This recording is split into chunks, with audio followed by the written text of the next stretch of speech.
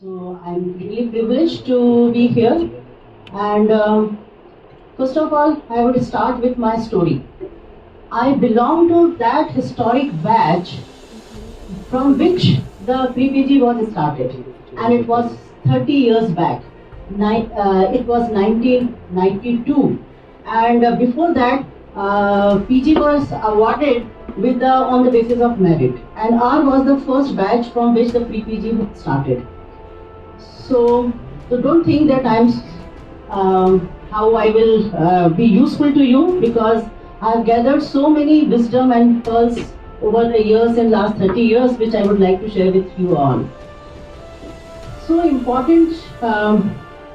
तो जब हमारा पीपीजी का डिसीजन होना था तो बहुत सारे कोर्ट केसेस चले, क्योंकि एक ग्रुप था जो चाहता था कि प्रीपीजी ना हो और एक ग्रुप था जो चाहता था कि प्रीपीजी हो. सो लॉट ऑफ सर को भी याद होगा, lot of confusion was there and lot of struggle was there, lot of legal battle was there. Strike भी हुई थी और उस सब ने कहा था कि प्रीपीजी नहीं होना चाहिए, पर कुछ एक ग्रुप था और इस आपाधापी में लीगल बैटल में we have lost 1 year also. और कोर्ट केसेस जब पर अल्टीमेटली कोर्ट केस में ये डिसाइड हुआ कि प्रीपीजी होनी है और हमारे बैच से होनी है. अब जब हमारे बैच से होनी थी तो कोई सीरियस नहीं थे हमारे पास गाइडेंस के लिए. उस समय कोई कोचिंग भी नहीं थी और हमें आइडिया भी नहीं था, किसी का सपोर्ट नहीं था, इंटरनेट नहीं था, सोशल मीडिया नहीं था. So there was lot of struggle how to prepare for pre PG exam. But fortunately, we started preparing, and that year I stood first in whole MP. So, whole MP was position थी, and not only this, मैंने जो भी exam उस साल दिया, because my preparation was good. So whether it was AIMS, whether it was JIPMET, whether it was All India Pre-PG, my All India Pre-PG rank was 28. So I'm not saying this because I want this, but what I want to emphasize is that if your preparation is good, if your hard work is there, if your dedication is there, तो कोई भी exam हो, कैसा भी pattern हो, किसी भी तरह का एग्जाम हो, वो आप क्लियर कर सकते हो. सो इट डजेंट मैटर कि कौन से पैटर्न का एग्जाम है. सो बेसलाइन जो है, जो सबसे चीज इंपॉर्टेंट है, वो इंपॉर्टेंट है stick to the basics. Stick to the basics. तो मैं अब कुछ आप लोगों के साथ टिप्स शेयर करना चाहूंगी जो मेरे मॉडल पे भी डिपेंड कर रहा है, और साथ ही मैं उन स्टूडेंट्स के थॉट्स भी शेयर करना चाहूंगी जिनसे मैंने काफी इंटरेक्ट किया कि कैसे उन्होंने प्री-पीजी की तैयारी करी. इसमें दोनों ग्रुप से मैंने बातचीत करी थी. वो ग्रुप भी था जिसने प्री-पीजी क्लियर किया था अच्छी रैंक से, और उसमें वो ग्रुप भी था जिनका प्री-पीजी सिलेक्शन नहीं हुआ था. तो हम जब दोनों ही ग्रुप से बात करते हैं, अंडरस्टैंड करते हैं, तो हमें समझ में आता है कि विनिंग के लिए, सक्सेस के लिए हमें क्या क्या एट्रीब्यूट्स चाहिए, क्या स्ट्रेटेजीज अपनानी चाहिए. तो बहुत सारे अभी यहाँ पर वो स्टूडेंट्स भी हैं जो प्रॉफ का एग्जाम दे रहे हैं, और सर ने कहा कि वो यहाँ पर क्या कर रहे हैं, प्री-पीजी तो अभी बहुत दूर है. पर मैं फिर से रिमाइंड कराना चाहूंगी, प्री-पीजी की प्रिपरेशन उसी दिन से स्टार्ट होनी चाहिए जिस दिन आप इस मेडिकल कॉलेज में एंट्री लेते हो, क्योंकि ये जरूरी है. आपका पूरा जो बेसिक है, फाउंडेशन है, ये फाउंडेशन आपके अर्ली प्रॉफ के एग्जाम्स में, अर्ली प्रॉफ के कोर्स के अंदर होना चाहिए. वो फाउंडेशन डेवलप करने के लिए, and you have a short term goal as well as a long term goal. Short term goal है आपका कि प्रॉफ के अंदर अच्छे से पास होना, अच्छी रैंक लाना, ओके, अच्छा नॉलेज गेन करना. Not only rank, not only marks, it is the most important चीज is knowledge. You have to acquire the knowledge, you have to acquire the skills. तो ये दोनों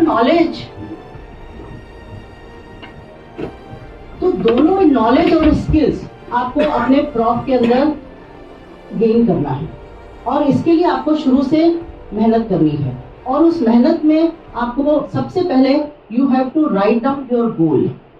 एक पेपर पे, एक डायरी पे आज से ही, चाहे वो फर्स्ट प्रॉफ के स्टूडेंट्स हो, सेकंड प्रॉफ के स्टूडेंट्स हो, थर्ड प्रॉफ के स्टूडेंट्स हो, इंटर्नशिप में हो, अपना सबसे पहले एक गोल लिखिए. Define your goal. because most important part, most important first step towards your success is to write down your goal. What is your objective? What do you want? क्या आप अभी भी कंफ्यूज है कि हमें क्या चाहिए, कौन सी रैंक आप चाहते हो? ठीक है, पर आपको अपना गोल को डिफाइन करना पड़ता है. So first step is write down the goal, and definitely this goal should be specific, measurable, attainable, relevant, time bound. क्योंकि आप ये आपका गोल है और ये आपका टाइम इज लिमिटेड. ठीक है, you don't have unlimited time. तो इसी टाइम में आपको ये गोल अचीव करना है. तो जब इसी टाइम के अंदर ये गोल अचीव करना है तो उसके लिए आपके पास एक स्ट्रेटजीज होनी चाहिए, ब्लूप्रिंट होना चाहिए. ठीक है, blueprint strategy is very important for achieving your whatever is your goal. ठीक है, कोई सी भी ब्रांच चाहिए, कोई जो भी आप रैंक की आकांक्षा रखते हैं उन सबको आपको डिफाइन करके लिखना होगा.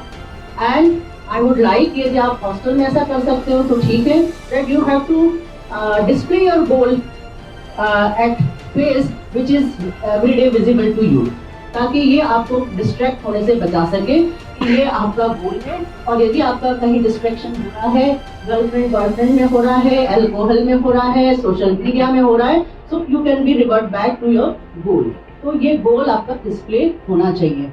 And if others are also knowing your goal, तो भी आप कई बार प्रिपरेशन ज़्यादा अच्छे से करते हो कि आपको पता है कि आपका गोल आपने ये लिखा हुआ है. तो ये मेरा फर्स्ट टिप है कि you have to write down your goal in a diary. Second, strategy. अब स्ट्रेटेजी बनानी है आपको उस गोल को अचीव करने के लिए उस लिमिटेड टाइम के अंदर. Time limited. तो जो स्ट्रेटेजी होगी, दो तरह की स्ट्रेटेजी बनानी पड़ेगी. एकेडमिक स्ट्रेटेजी, कैसे पढ़ना है, और non academic strategy. Remember this, success होने के लिए या सक्सेसफुल होने के लिए बहुत सारे एस्पेक्ट पे तुमको साइमल्टेनियसली काम करना पड़ेगा. It is not only the hard work, it is not only the dedication. You need lot of other things also to become successful. ठीक, अब पहले अपन नॉन एकेडमिक स्ट्रेटेजी कर लें. मैं उस बेसिकली उन लोगों के लिए ज़्यादा टिप्स देना चाहूँगी जो कि अभी इंटर्नशिप में आते हैं और जिनका बिल्कुल नियरेस्ट गोल है कि प्रीपीजी में सिलेक्ट होना. तो सबसे पहले हमें नॉन एकेडमिक स्ट्रेटेजी. अब नॉन एकेडमिक स्ट्रेटेजी क्यों चाहिए हमें? Ultimately you have to achieve your success through your body, mind and soul, and all these three should be in a alignment. Because if you are not healthy, if your body is not good, if your health is not good, probably you will not be able to achieve the success, or you will not be able to. So you have to work on your body from today itself. So how do you keep your body healthy? Definitely nutrition is the one. You have to remember that good nutrition is required for your अच्छी health के लिए. तो आपको अपने nutrition पे काम करना है, जंक फूड अवॉइड करना है. 1 साल के लिए भूल जाओ, गोल बनाओ कि जिस दिन हमारा प्रीपीजी में सिलेक्शन होगा उस दिन हम खूब जंक फूड खाएंगे, पर 1 साल के लिए हमको ये त्याग करना है. ठीक है, क्योंकि आपको अच्छी बॉडी, अच्छी हेल्थ भी चाहिए सक्सेसफुल होने के लिए. क्योंकि आपको लॉट ऑफ हार्डवर्क करना है, लॉट ऑफ स्ट्रेस आपको देना है, तो उस स्ट्रेस के लिए एक अच्छी हेल्थ होना बहुत जरूरी है. तो you have to work on that. ठीक, तीसरा आता है illness prevention. You have to focus कि how to use this. I am giving you mnemonic nice, NISE. ठीक है, न्यूट्रिशन हो गया, आई से हो गया illness prevention. You have to work on your कि how to prevent the illness. S stand for sleep. Good sleep is very much required to be successful. ठीक है, you have to adopt to the natural biological clock of your body. क्योंकि जब आप natural biological clock के साथ काम करते हैं तो आपको अपोनेंट फोर्सेस नहीं मिलते हैं. योर बॉडी इज अलाइंड और सर्केडियन रिदम को फॉलो करती है. हार्मोन्स का जो सिक्रीशंस होता है वो उस सर्केडियन रिदम के अनुसार होता है, and you are not going against the body, against the biological clock. So you have to use your biological clock very well, and for that I would recommend that everybody should get up at 6 o'clock and everybody should sleep at. लग रहा है सबको असंभव सा लग रहा है, ऐसा लग रहा है मुझे, हाँ, कि ये तो हो ही नहीं सकता, पर ये करना है. ठीक है, ये करना है. Everybody should sleep at 11 to 12. 6 to 7 years की स्लीप बहुत इंपॉर्टेंट है. और रिमेंबर, एग्जाम के एक दिन पहले 9 to 10 आवर्स की स्लीप लेना बहुत इंपॉर्टेंट है. Then only you will be able to recall all the questions. Otherwise, your recall memory will be down, and in spite of that, you will do the silly mistakes, which is non-pardonable. So remember this. So sleep is very important. चौथा जो non academic strategy आएगी वो आएगी, this is for body. क्या क्या हो गया? Nutrition हो गया, इलनेस प्रिवेंशन हो गया, स्लीप हो गया, ई stands for exercise. Every day half an hour का टाइम जरूर निकालो एक्सरसाइज या वॉक की, जो कि आपके सारे फील गुड हार्मोन को इंक्रीज कर देता है, आपको डिप्रेशन से बचाता है, आपको स्ट्रेस से बचाता है। तो ये भी अभी से आप इस पे भी काम करना शुरू करेंगे। अब हम आते हैं, ये तो हो गया हमारी बॉडी के लिए, क्योंकि उसके बिना हम अचीव कर पाएंगे क्या?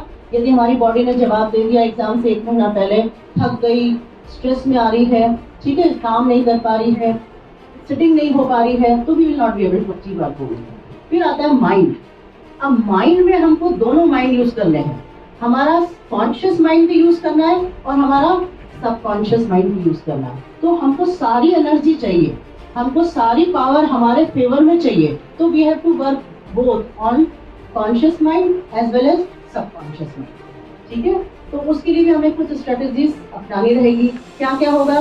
मेडिटेशन होगा, हाफ एन आवर के लिए मेडिटेशन का समय निकालिए, बहुत जरूरी है, ठीक है।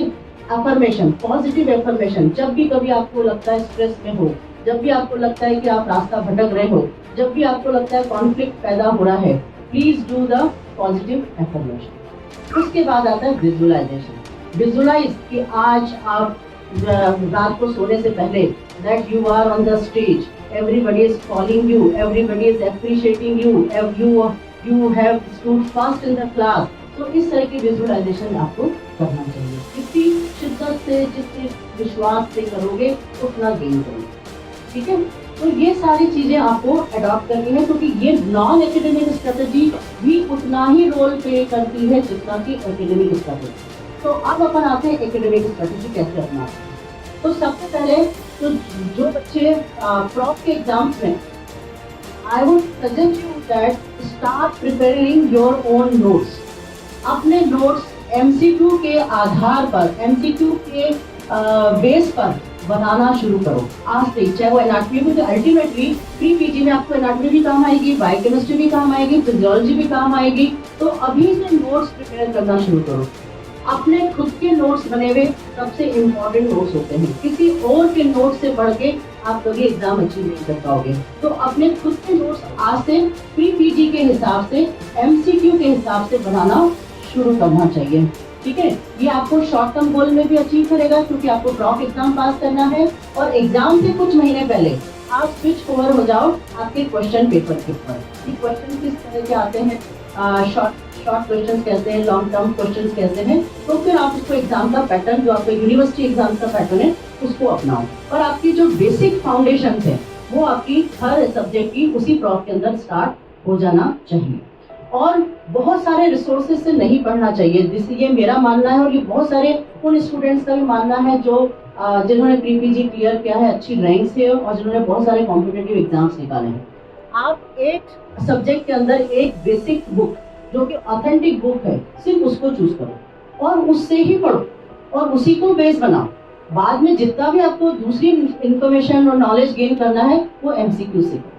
तो first what I suggest that कि आप सबसे पहले किताब पढ़ो, जो आपकी किताब है। मैंने जो अभी तक पैटर्न देखा है, और वो सब स्टूडेंट्स पास नहीं हुए जो उनका पैटर्न आपको बता रही हूँ। व्हाट दे डू, जैसे प्री पीजी का होता है वो 4-5 कोचिंग क्लास के नोट्स ले लेते हैं, ठीक है, और उससे एमसीक्यूज करना शुरू करते हैं। और जब हम ऑब्जेक्ट भी करते हैं तो बोलते हैं मैडम इसमें एक्सप्लेनेशन दिया हुआ है, हम उसको एक्सप्लेनेशन से पढ़ लेते हैं। पर वो एक्सप्लेनेशन से जो पढ़ते हो, that knowledge is patchy, that knowledge is patchy, that is not going to help you. आपको कॉम्प्रिहेंसिव नॉलेज के लिए एक सिंगल बुक से पढ़ना शुरू करो, क्योंकि वो सिंगल बुक से पढ़ेंगे तो आप अपने कोर्स को खत्म कर पाएंगे। जब आप एक टॉपिक को बहुत सारी कोर्स जगह से पढ़ना शुरू करेंगे तो आपका कोर्स खत्म नहीं होगा। तो इसमें इंपॉर्टेंट चीज है कि आपके पास 20 सब्जेक्ट हैं और वो 20 सब्जेक्ट आपके पूरे होने चाहिए, ठीक है। कोई भी सब्जेक्ट ऐसा ना हो कि एनेस्थीसिया छूट गया, डर्मा छूट गया। रादर आई वांट दैट कि इन सब्जेक्ट पे ज्यादा फोकस करना चाहिए।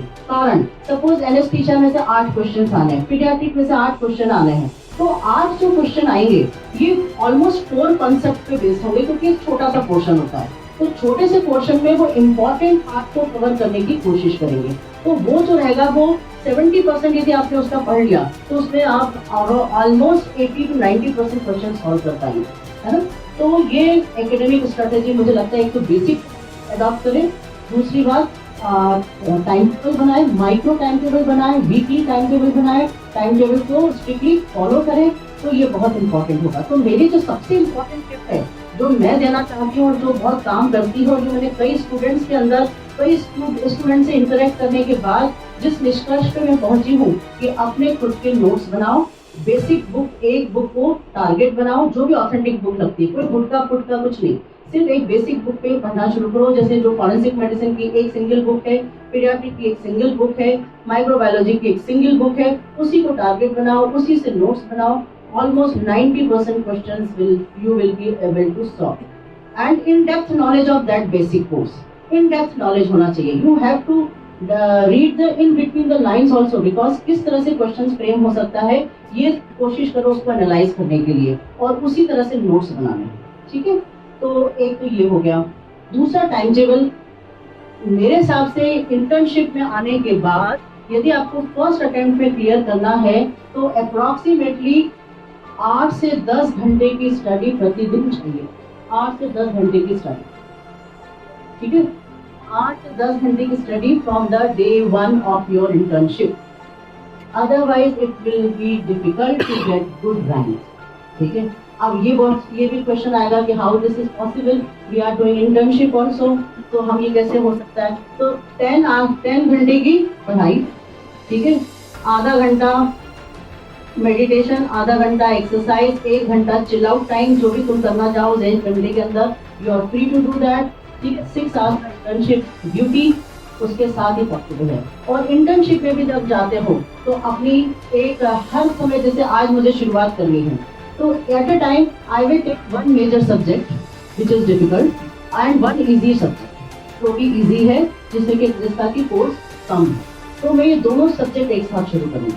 मॉर्निंग में मैं जब जाऊंगी, रात को मैंने एक चैप्टर कंप्लीट कर लिया, I will take the MCQ book with me, और जहाँ पे भी मुझे टाइम मिलेगा, वार्ड में टाइम मिलेगा, मुझे पेशेंट में के बीच में टाइम मिलेगा, जब भी मुझे टाइम मिलेगा मेरी वो एमसीक्यू बुक तैयार होगी और मैं वहाँ पे बैठ के एमसीक्यू सॉल्व करूंगी। 100 एमसीक्यूज पर डे सॉल्व करना कंपल्सरी, इतना आपको टारगेट रखना है, ठीक है। ये टारगेट रखना है कि 100 एमसीक्यूज आपको करना कंपल्सरी है फॉर गुड रैंक, ठीक है। तो ये आप टारगेट रखोगे और साथ में एक नोट्स की कॉपी ऐसी बनाओगे जो तुमको लास्ट डे एग्जाम से 2 दिन पहले कोई भी नया सब्जेक्ट, नई चीज नहीं पढ़नी है। जो एक कॉपी बनाओगे जिसको लास्ट रिवीजन कॉपी आप डेजिग्नेट कर दो, और उसमें जो ऐसे नोट्स हैं, जो ऐसी चीजें हैं जिसमें आप बार बार मिस्टेक कर रहे हो, जिसमें आप गलतियां कर रहे हो, जो डिफिकल्ट टू रिमेम्बर है, जैसे कि पीएसएम के अंदर बहुत सारी डेट्स होती हैं, बहुत सारे ईयर्स होते हैं, या कोई बायोकेमिस्ट्री की कोई एंजाइमेटिक रिएक्शन होती है, कोई लिमिटिंग एंजाइम्स होता है, ऐसी कोई भी इंफॉर्मेशन हो तो उस कॉपी के अंदर तो नोट डाउन करते जाओ, ठीक है। और लास्ट डे सिर्फ वही कॉपी तुमको 2 दिन के अंदर वही कॉपी को रिवाइज करना है, बाकी कोई नया सब्जेक्ट, नई चीजें कुछ भी पढ़ना नहीं है। तो ये इस तरह से आपको अपना प्लानिंग करनी पड़ेगी। You have to be focus and it is not only the hard work, it is also the smart work.